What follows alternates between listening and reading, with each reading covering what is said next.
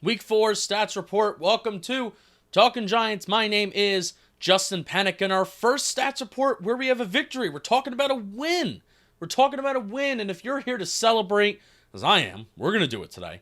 If you're here to celebrate how we have a quarterback that's playing at an above average level right now in Daniel Jones, our Week 4 NFC Offensive Player of the Week, then you've come to the right place. So sit back, relax, grab yourself a drink, because I could pull up graphs and charts like this. Boom!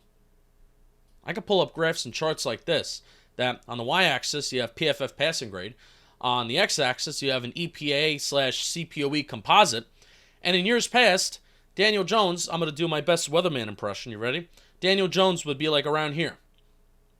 In 2020, he was around here, with the good passing grade, but very, very poor like EPA/CPOE composite, and then in 2019, he was just on the bottom.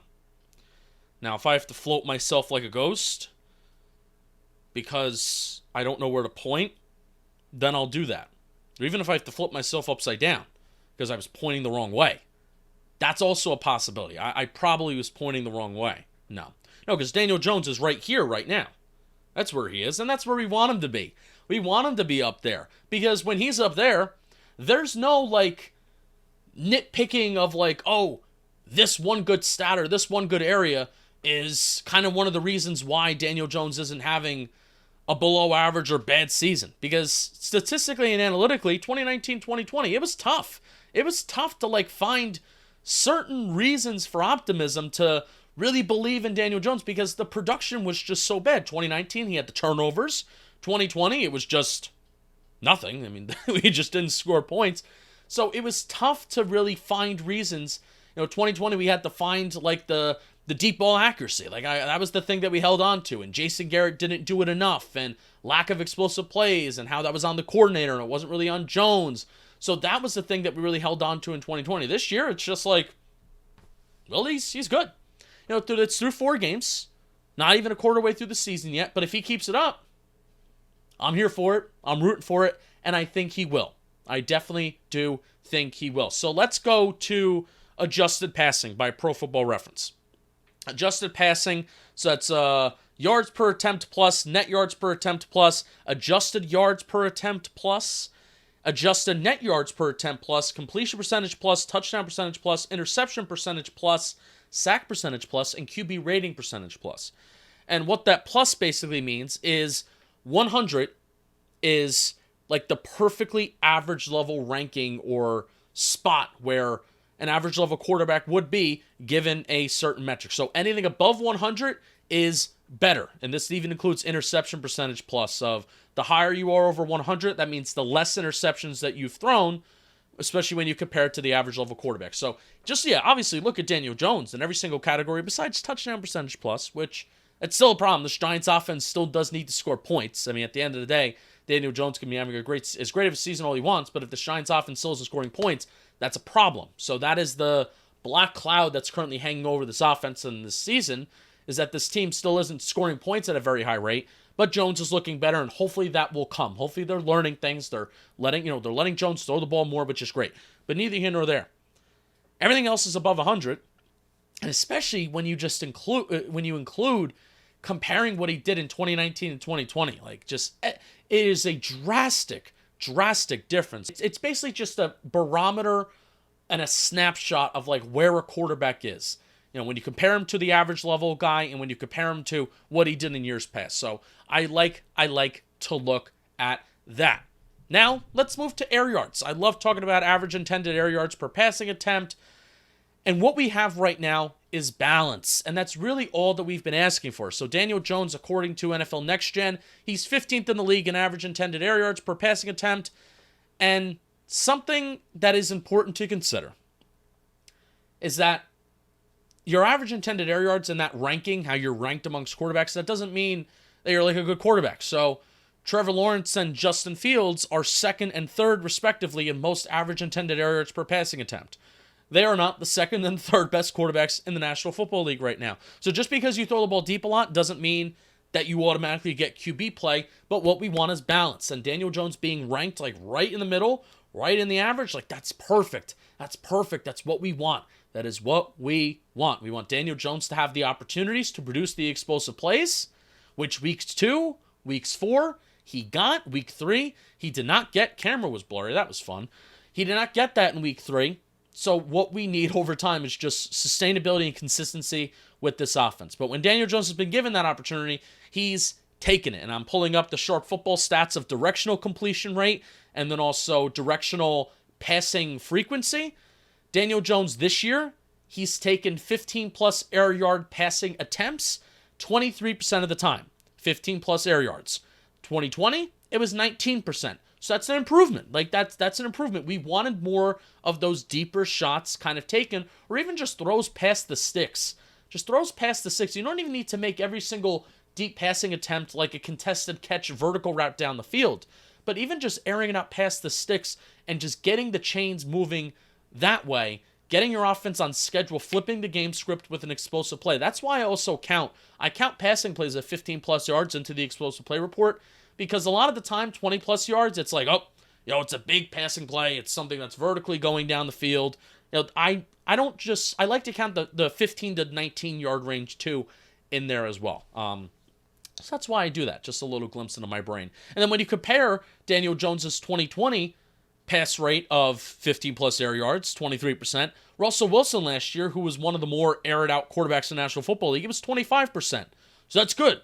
That's good. We want balance in an offense, but also we do want to give Daniel Jones those opportunities to throw the ball deep since he's so good at doing it. I mean, his completion rate when he throws it deep is like better than when he throws it behind the sticks and less than 10 air yards, which is bizarre. I mean, it's absolutely bizarre. It's like not how quarterback play is supposed to go. So let's look at some accuracy stuff. Let's look at some accuracy stuff too. I really love CPOE by NFL Next Gen. I really like it because I can wrap my head around it. I'm a simpleton. I can wrap my head around it. Okay, player tracking data. It's helping us see what we're seeing on the field, if that makes sense. That's what player tracking data is. It's not something that you plug into a computer or a number and then it pops something out. It's basically, well, what are we seeing with our eyes on the field, but we can't fully describe or we can't fully put down on paper. And that's what Next Gen Stats is. So Next Gen Stats are able to calculate what a quarterback's expected completion rate is. And how they do that is, how far down the field is he throwing the ball? If you throw the ball further down the field, the expected completion rate is less likely. What is the wide receiver separation like on a given play? So how often is a quarterback throwing into tight windows? If there's a tighter window, the completion rate goes down a little bit more. Versus if a guy is wide open, then obviously it goes up. So Next Gen is able to calculate what a quarterback's expected completion rate is, and then what CPOE does is it takes the difference between the raw completion rate and the expected completion rate. And you want there to be a positive CPOE because you want quarterbacks to be completing the ball at a rate that is above what they are expected to do, if that makes sense. So Daniel Jones, CPOE, according to the NFL Next Gen Stats, he is plus 3.6 right now. He is 7th in the NFL. More than EPA, more than PFF grade, obviously. More than anything, I find CPOE and him to be ranked in the top 10 in that category, that's like what makes me most proud. Because what's the most important thing as a quarterback? Really, just, kind of under an umbrella. It's accuracy. It's being accurate with the football. It's being smart with the football as well. So CPOE takes that into account. If you throw an interception, that's bad CPOE, So that's what I find to be most impressive about Daniel Jones' season. He's ranked top 10 in CPOE. I love it. I love it. I love it. I love it because quarterbacks are expected to be accurate. Now, let's look at his pressure rate because obviously a good talking point for this year is that the offensive line has performed a lot better than what they've expected to. So according to Pro Football Reference, let's look at their pressure rate. And the Giants as an offense, their offensive line, and also Daniel Jones is manipulating the pocket really well too. They are allowing a below average pressure rate and Daniel Jones is holding onto the ball for longer. So say it with me. The Giants offensive line is allowing a below average pressure rate. The Giants offensive line is allowing a below average pressure rate. Man, I mean, that feels good to say. And again, it's important to note that Daniel Jones is holding onto the ball for longer. He is. If he was holding onto the ball for like an average of 2.6 seconds, which would be more than a tenth less than what he did in 2019 and 2020, then I would be like, yeah, that's expected. If the quarterback is getting rid of the ball quickly, it's expected the pressure rate is going to go down. But no, Daniel Jones, he's holding on to the ball. They're running a lot more play action. They're doing some max protect stuff and 12 personnel, and it's working. They've kept Kyle Rudolph in a lot to pass block. We'll talk about that on the explosive play report. There was a explosive play this past week where Kyle Rudolph stayed in to pass protect, and man, that feels good. And now I'm going to pull up a chart by Ben Baldwin looking at clean pocket performance and grade versus under pressure. Jones proved in 2020 that he was a good passer with the clean pocket. The problem was he didn't get a clean pocket a lot. So I was initially concerned because 2019, he performed really, really well under pressure. Like when he was being pressured by the defense, he had a really, really good passer rating. It was actually one of the top 5 best in the National Football League. 2020, he was really bad under pressure. Largely Jason Garrett doesn't help, and nobody being open in the middle of the field did not help him last year. But I got concerned. But luckily, smart people like Ben Baldwin, the guy who made this graph, whatever you want to call it. Ben Baldwin says that, basically it's been proven with statistical stuff that quarterbacks who perform well with the clean pocket over time, that's a better indicator of future success rather than quarterbacks who perform well with a bad pocket and when they're under pressure. So that's good. It's really good for Daniel Jones that he's proven that now, 16 games last year and now 4 games this year, he's performing very well with the clean pocket. And also, that's somewhat sustainable, where he actually is getting a decent amount of clean pockets, and it's really, really fun. And again, you got to give credit to Andrew Thomas. He is a rock. Go watch Bobby's O-line reports. He does a segment on him every single week. He says that he wants to stop, but if Andrew Thomas keeps performing well, I think everybody wants to see an Andrew Thomas O-line segment on the O-line report. So here's just some stats behind him. I don't need to tell you about how good he's been, but 0 sacks, 1 hit, 6 pressures this season, according to PFF. And at this time last year, I believe he allowed 19 pressures. So it's 6 pressures versus 19 pressures. Pretty phenomenal. He's been one of the league's best left tackles. And, so here's the analytics part of it. Positional value. There's a reason why people say that left tackle is the second most important position in the game of football behind quarterback, because you're seeing, basically for the first time in Daniel Jones' career, and Bobby even said his collegiate career, you're seeing how well he's playing. And he's never really played this well and this efficiently. Even in college, he never played this efficiently and this well.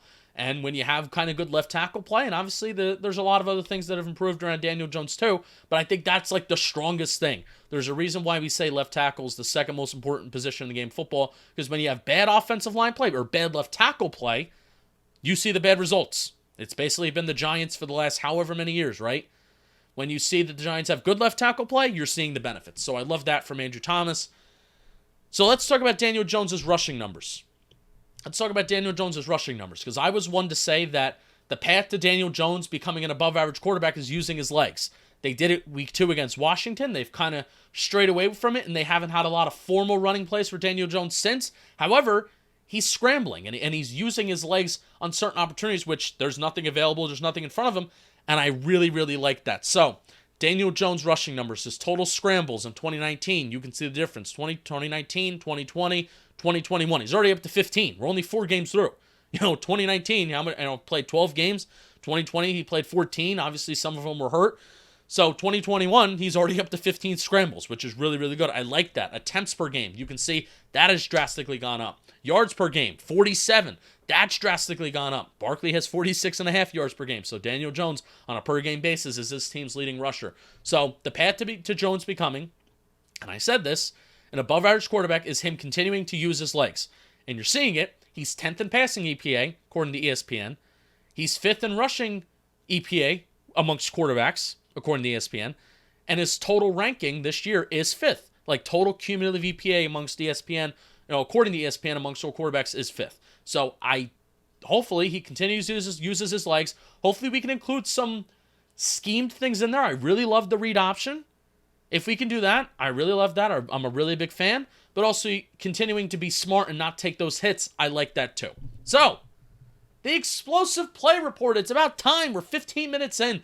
It's about time. We have a total of 13 total plays here in this little clip I'm playing. 1 run of 10-plus yards for Saquon Barkley. 1 run of 20 yards by Daniel Jones towards the end of the first half. 7 passes of 20-plus yards. Love to see it. 6 passes of 15 plus yards. So overall from this weekend, when you look at week 4 and the most explosive offenses, Giants had the 4th most explosive passing offense from this past week. They had the 4th most explosive offense from this past week as well. So they had the 4th most explosive passing offense. They were around the they were in the 20s for rushing offense, but there's a reason why I put priority on the passing game. Passing game is king in the NFL. And as long as the Giants are producing explosive plays through the pass game, I'm okay if the running game kind of takes a side for a game. And Saquon Barkley was very much involved in the receiving game today on this past Sunday, so I'm very happy with that. On the season, they are still only the 19th most explosive offense overall. It hurts when you only produce like one explosive play of 20 plus yards against Atlanta. Denver, they didn't do much, but 2 out of the 4 games they've performed like we've wanted them to perform. And this past week it was their best. They were a top 5 offense in producing explosive plays. I don't expect that every week, but they need to get there every so often. If they want to win football games on a consistent basis, they need to have these offensive games where they're a top 5 offense in producing explosive plays. It just needs to happen. There's too much investment in this offense for it to not happen every once in a while. And unfortunately, the thing that I still feel is holding them back is Jason Garrett. So on the season, like I said, 19th most explosive offense overall, 14th most explosive passing offense overall, 21st in explosive runs of 10 plus yards. So here's what I want to talk about in terms of the explosive plays that we produced. The 2 touchdowns. The 2 touchdowns in which the 54-yarder to John Ross, the 52-yarder to Saquon Barkley, or vice versa if it was 52-54 to either or, they were both out of 12 personnel. And I want you to look at how the Giants produce those explosive plays under 12 personnel. The Giants lined up in 12 personnel this past weekend. Largely, I think this is because Shep and Slayton were not here. Giants lined up in 12 personnel 30% of the time week 4. Weeks 1 through 3, it was 22%. So that's almost a 10% uptick this past week. And I want you to look at the spacing in their explosive plays this past Sunday. So look at the Barkley touchdown. 12 personnel, but it's an empty set. Daniel Jones is in the shotgun. Kyle Rudolph, Evan Ingram are closest to the tackles, lined up out wide, flanked out wide. And then you have your 2 wide receivers. And then Saquon Barkley, like I said, is flanked out wide as a wide receiver. And then boom, that's the touchdown. Big explosive play. And then for John Ross, or I guess, this was the first touchdown. John Ross, under center. Saquon Barkley's in the backfield. You have your tight ends lined up with their hands on the line of scrimmage, hands in the dirt. More conventional look, and the wide receivers were tighter. They were tighter. Like Kenny Golladay and John Ross were the 2 guys that are out in the field. They were relatively tight and close to the tackles. So the way that the Giants use 12 personnel and the way that they're able to use 11 personnel too, where they flank Kyle Rudolph out, they'll flank Evan Ingram out if their hands aren't in the dirt. So even though they like to repeat 11 and 12 personnel a decent amount, they give defenses different looks. And this Sunday, utilizing the different personnel looks helped produce explosive plays. And I really, really love to see that. And I hope it continues even with guys like Toney when Shep and Slayton come back. I hope, not just lining up in 11 personnel, not just lining up in the conventional 12 personnel of, you're under center, Saquon Barkley's in the backfield, or you have 3 wide receivers, 1 tight end with his hand in the dirt. I hope they can continue to mix up how they present these personnel formations. That was really, really fun. So that's the explosive play report. Really fun this week. So now let's move to one more offensive note with Kenny Golladay and Kadarius Toney. So this is wild. Are you ready for this? I know I talked about this on, if you listen to Wednesday's mailbag show, then you already know this. But the best game a wide receiver had with yards after the catch per reception during the Jason Garrett era was Sterling Shepard, week 15 versus Cleveland, 6.3 yards after the catch per reception. That was the best. 19 games. Now it's 20. But 19 games before this Sunday, it was 6.3 yards after the catch per reception. Yesterday, why did I say yesterday? I typed down yesterday in my notes. I'm an idiot. On Sunday, both Kenny Golladay and Kadarius Toney averaged over 8 yards after the catch per reception. Before yesterday, 0 games with more than 1 wide receiver averaging 5 yards after the catch per reception. That's insane. Before Sunday, I kept on saying yesterday, damn it. Stop reading my notes. Before Sunday, 0 games where more than one wide receiver had more than 5 yards after the catch per reception. That's terrible. That is terrible. And I looked back. Oh my God, camera. And I looked back and looked at Golden Tate, Sterling Shepard, Darius Slayton. I didn't really look at tight ends. What did Evan Ingram do with yards after the catch, right? But I looked back at those 3 wide receivers. None of them had any games where they averaged more than 5 yards after the catch per reception together. Like together as a pair. So this past weekend, we finally saw it. And really, it was grown man plays. It was Kadarius Toney willing yards after the catch and Kenny Golladay being a dude and like running guys over, breaking tackles, high stepping. So that's what we want to see. Kenny Golladay being a big physical force. If we're not going to give him the contested catch situations down the field, which I still think that can come, and I'm not necessarily complaining about that. I'll talk about Kenny Golladay, but if that's how we can kind of unlock these guys with yards after catch, do it, because this offense is just thirsting for it. They're thriving for it. We've talked about it every single week on the Stats Report, how it's just non-existent, and that makes things so much harder on Daniel Jones. If we can make his life a little bit easier, sign me up. Sign me up. So let's talk about Kenny Golladay. Kenny Golladay.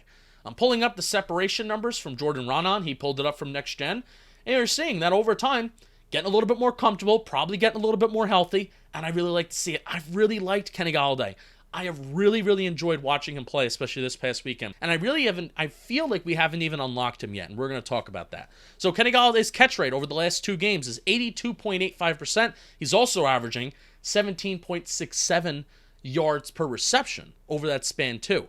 And that's really, really impressive. That's that high of a catch rate and still be averaging 17 yards per reception. We're deeper down the field. Again, remember back to that CPOE. When you target a guy deeper down the field, it's harder to complete the ball, and over 80%. Really, really, really good. And I feel like we haven't even fully unlocked him yet.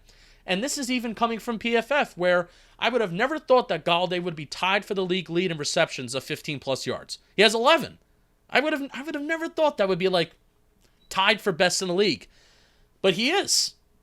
And because we haven't given him those like deep contested shots, I still haven't feel like we haven't fully unlocked him yet. He hasn't had that 10-catch game for us yet. It's going to come. I hope it comes this Sunday against Dallas, because their connection's getting better and better. And they got to use him. So very, very cool from Kenny Golladay, waiting for that game of 10 catches. Kadarius Toney. 2 games in a row where he averaged 8 yards after the catch per reception. I mean, he was 6th in the NFL this past weekend in yards after the catch per reception with wide receivers with at least 5 catches. Toney needs to be included in the game plan more. And I know you don't want to force feed him the ball. There are times where you gotta. I mean, there's nobody that's this dynamic with the ball in his hands on this Giants team right now. Sorry. Saquon Barkley can be, I guess, but the dude just falls over. I mean, he's falling over. He's tripping over himself. Kadarius Toney is good. Frankly, we're thirsting for this yards after the catch on a consistent basis, and Toney certainly does provide that. And he provides that X factor. And John Ross even provides that X factor too, where I hope just because Shep and Slayton come back, I hope John Ross's value isn't diminished. I hope it isn't diminished, because there are certain things that we did this weekend against a very good Saints defense that helped produce explosive plays. And I talked about that during the explosive play report. All right. Jeesh. Let's talk about the defense. This is going to be a long stats report video, but I appreciate you guys bearing in with me. Let's talk about the defense. All according to Pro Football Reference. 28th in pressure rate in the National Football League. 3rd least amount of sacks. 32nd in QB hits with 14. 9th in blitz rate. So that's above average. Allowed the 10th most yards after the catch. Giants 14th in the NFL in most missed tackles. 30 for loss. And we've allowed a 75% completion rate. I mean, flat out, these Giants defenders, and I'm talking about the secondary here, pass rush we talked about last week, where it's non-existent and it hasn't changed. 0 QB hits, 0 sacks this past weekend. So that graphic that I showed last week of sacks, QB hits, pressures, it's basically still the same, right?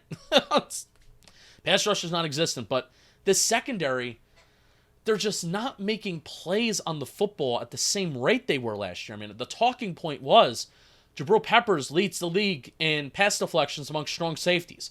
Logan Ryan is like 4th in the NFL amongst all safeties in pass deflections. James Bradbury was one of the best in the National Football League in pass deflections.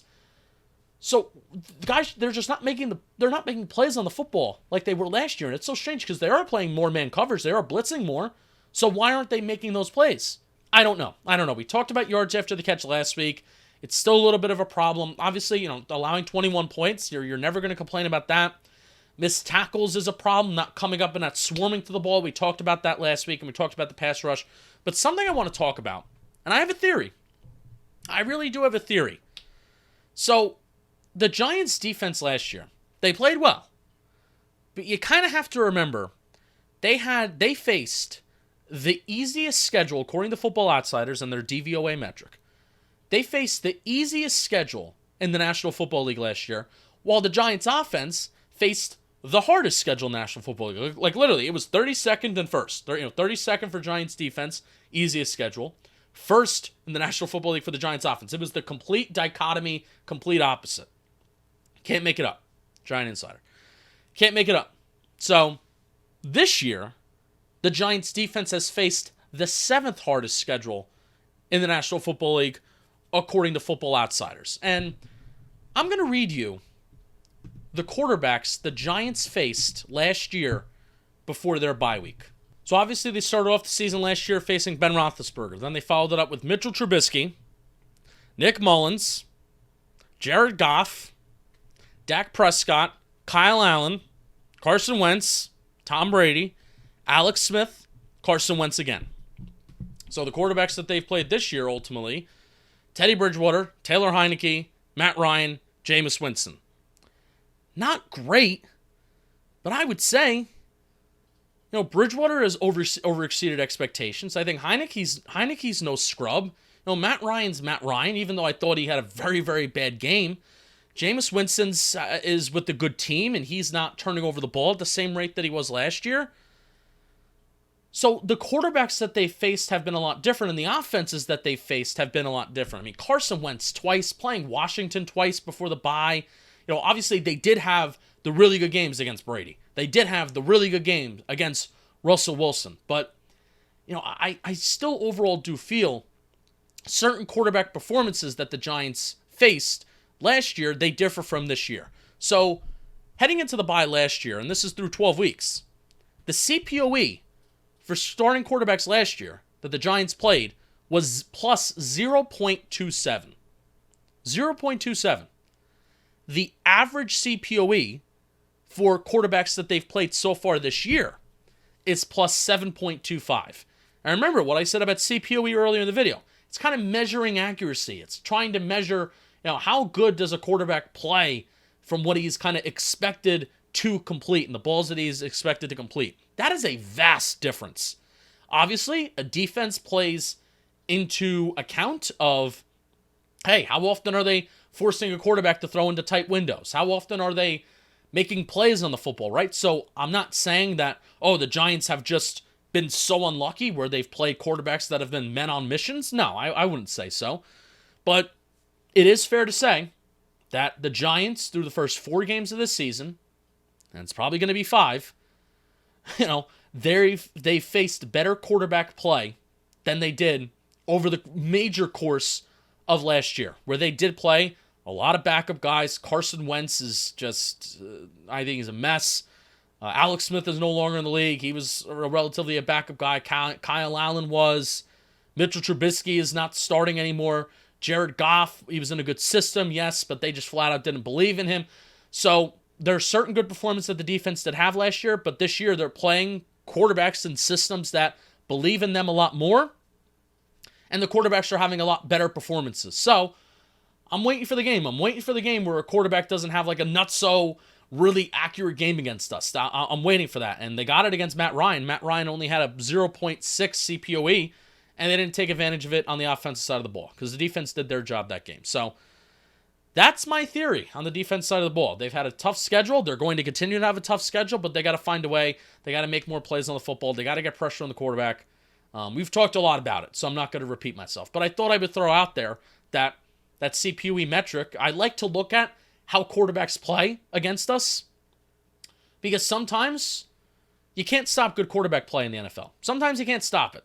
Sometimes all you got to do is just throw your hands up and be like, all right, well, take that L on defense this week and try and get after him next week. So I'm waiting for that game where that quarterback has a negative CPOE against us. Last year, against the Cowboys, Dak Prescott did have a minus like 1.1 CPOE against us. That's the game that he broke his leg.